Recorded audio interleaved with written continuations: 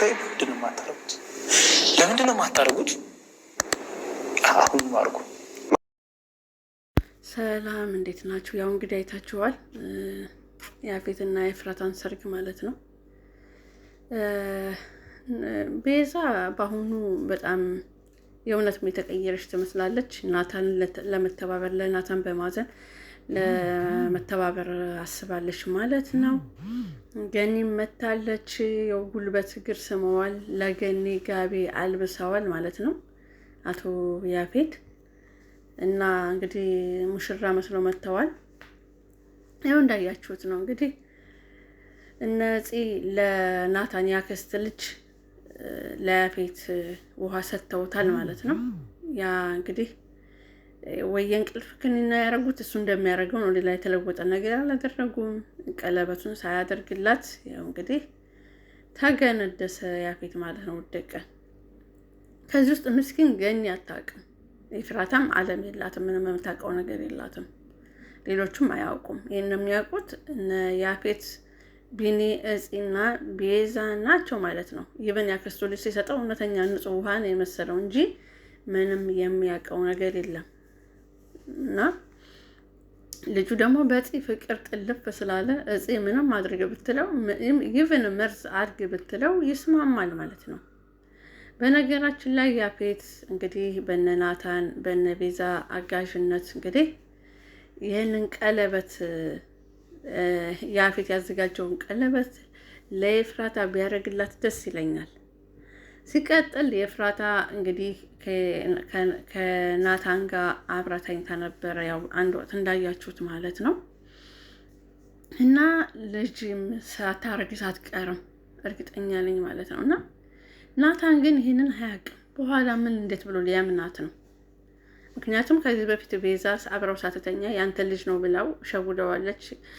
አሁንም የፍራታ እንደዛ አድርጋውስ ቢሆን ብሎ ካሰበ ችግር ነው እንግዲህ። አላቅም ምን እንዳሰበች፣ ምንም አይነት ምልክት የለውም። እሱ ሰክሮ ስለነበረ እሷ ግን ያንን ስካሩን እንትን ብላ ነው እንግዲህ አብረው የተኛችው ማለት ነው። እና እንግዲህ መጨረሻው ምን ይሆን? ክፍል 73ን አብረን የምናየው ይሆናል። መስኪን እዚህ ውስጥ ገኒ የለችበትም። የያፌት አክስትም ይችን የመሰለች ልጅ ከየት አመጣት? እንዴትስ ድንገት ሰርጉ ሆነ ብላለች። ምንም አይነት እንግዲህ ይቺ ሰራተኛ ሁና የገባችው ደግሞ እንዴት ነው ለያፌት ያክስት ልጅ ማለት ነው።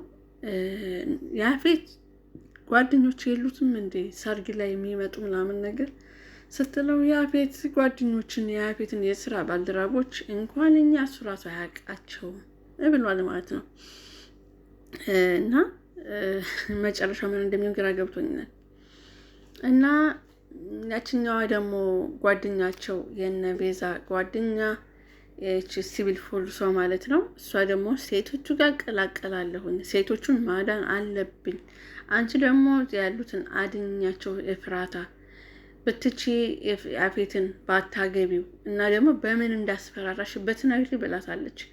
ኤፍራታ ግን ስለፈራች ለዛች ለልጅቷ በምን እንዳስፈራራት ልትናገር ፍቃደኛ አልሆነችም።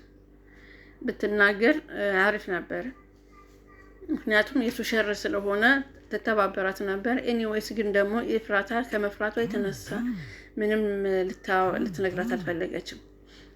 ግን ሴቶቹ ጋር ባትሄድ አሪፍ ነበር። ሴቶቹ ጋር ሄዳለች። ሴቶቹ ጋር ሄደች ማለት ወይ ራሷን አደጋ ላይ ጥላ ነው እንግዲህ። እሷን በህይወትም ላትወጣ ትችላለች። አይዶን አላውቅም። እንደዛ ነው እንትን የምለው ማለት ነው። ሌላው ሉሊት በጣም ደንግጣለች። ፌንት ነቅላ ነበረ። በጣም ተደናግጣለች። ያፌት እኮ በጣም ሀብታም ነው፣ ብር አለው እና እሷ ሀብታም ልትሆን ነው ማለት ነው።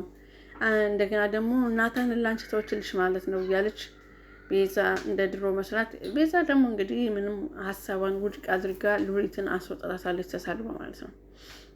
እና ኤፍራታ ደግሞ እንዳታገባ አድርጋታለሁ ብላለች። ምናልባት እኔ እንደሚመስለኝ ግን በመጨረሻም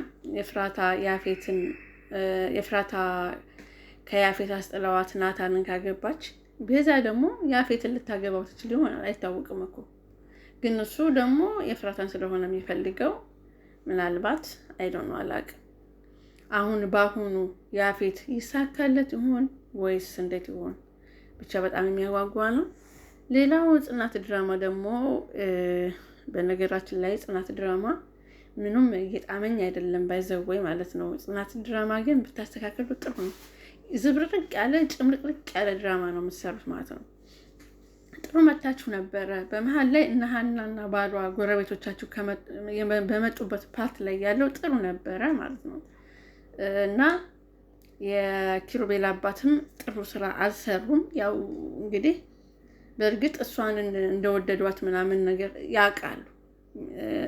ጽናትና ኪራ እንደተዋደዱ ስለገባቸው ነው እንደዚህ አይነት ቃል ያስገቧት ልጅቷን ማለት ነው። እና ምንም ቃቃ ጨዋታ ነው። እነዛ ደግሞ ሀሴት ደግሞ ምሩን አግተዋት ነበር ሚስጥር ስላወቀች ማለት ነው። ግን ይሄ መሆን አልነበረበትም።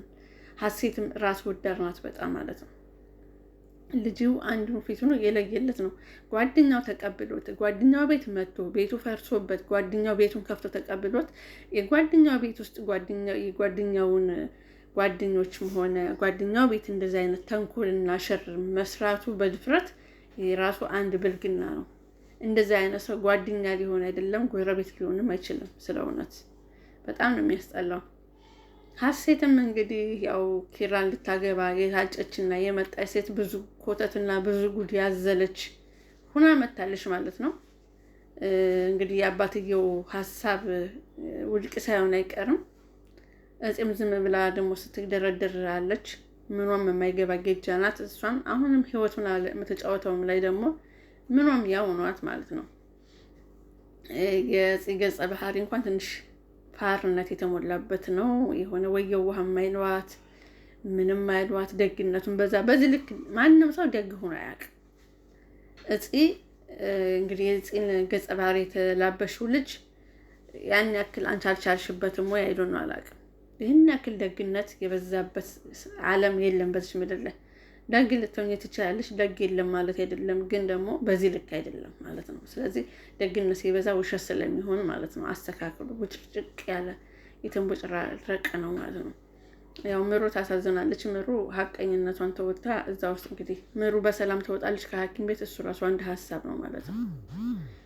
እና ሌላው ደግሞ ኖላዊ ነው። ኖላዊ ሀና አባትየው እንግዲህ ሀሴትን ያሳደጓት ልጅ ነችና ቤተሰቧን እንደምትፈልግ ፎቶዋን እያሳየ ለታረቀኝ እንትን እያለ ነበረ። በድንገት ሀሴት መጣች። ለሀሴርም ሊያሳዩት ሲሉ በድንገት ሀና ደወለች። ሌላው እንግዲህ ሀና እንደምትፈልገው ወይዘሮ ሜላት ሀናን በሐኪምነት ሆና እና በሰራተኝነት አንድ ላይ ማስረጃሽን አምጪና ልጄን እንድትከታተዩ ብላታለች ማለት ነው። ምክንያቱም ለውጥ እየታየበት ስለሆነ ማለት ነው። ስለዚህ ሀና በጣም ደስ ብሏታል። ወይዘሮ ሜላት ደግሞ ቱርክ ለስራ ስለሚሄድ እንግዲህ ልጄን አደራ ብላታለች። ግን የሰላምን ክፋትና የሰላምን ደግነት ትችለዋለች ወይ? ይሄም ራሱ ትንሽ እንትን ይላል፣ ይከብዳል ብቻ በእውነት እና እንደዛ ቢሆን አላቅም እንደሚሆን መጨረሻው ማለት ነው። ልጅቷ የዋህና ደግ ናት። ሌላው ደግሞ ኮሜንት ላይ ደግሞ ያየሁታል የሆነ ልጅ አቅርቦ ሀና አሴርን ብታገባ ወይንም ደግሞ የሜላትን ልጅ ብታገባ፣ የሜላትን ልጅም ወንድሟ ነው። አሴርንም ደግሞ ልታገባ አትችልም። ምክንያቱም ኤልያስ እኮ መስዋዕት የከፈለላት ቤት ተከራይቶ እዚህ እነሱን እነታረቀኝና አሴርን ያዘጋጀው ኤልያስ ነው። ስለዚህ ይሄ ኤልያስን እንጂ ማግባት ያለባት ሌላ ሰው አይደለም ይመስለኛል። አሴር ራሱ ምናልባት የሀና አባት ልጅ ሊሆንም ይችላል፣ አይታወቅም። እና ይሄንን ይመስላችኋለሁ ቤተሰብ። በተረፈ እንግዲህ ከወደዳችሁት ላይክ፣ ኮሜንት፣ ሰብስክራይብ አድርጉ፣ አበረታቱኝ እላችኋለሁኝ። እንግዲህ ይሄ ክፍል 72 ነው። ክፍል 73 ደግሞ እንግዲህ በቅርቡ ወይ ለቀቃል ወይ ዛሬ ወይ ነገ አይታወቅም። ያው ይዘገያል። ፊልሙ ወደ ማለቁም ደረጃ እየደረሰ ይመስለኛል። እንግዲህ የያፌትን መጨረሻ አብረን የምናይ ይሆናል ማለት ነው እላችኋለሁ። እና ቅድስትም እንደዚህ በዚህ መልኩ እየተሸፋፎነች ነው ስራ እየሰራች ያለችው። አሁን እሷ ወደ ሴቶቹ ልትቀላቀል ነው። ያው ሴቶቹን ነጻ ታወጣቸዋለች፣ ራሷንስ ነጻ ታወጣለች ነው። ይቺ ደግሞ የቤት ሰራተኛ የሆነችውም አንድ ሲቪል ፖሊስ ናት፣ ራሷን የቻለች ማለት ነው። እሷም ያቅሟን እየሰራች ነው እንግዲህ ትገኛለች ማለት ነው። አንዳንድ መረጃዎችን ከኤፍራታም ከነዛም ለመውሰድ ትገኛለች። የምትችለውን ታወራለች፣ የማትችለውን ለምንድን ነው የማታደርጉት? ሰላም አሁን አድርጉ።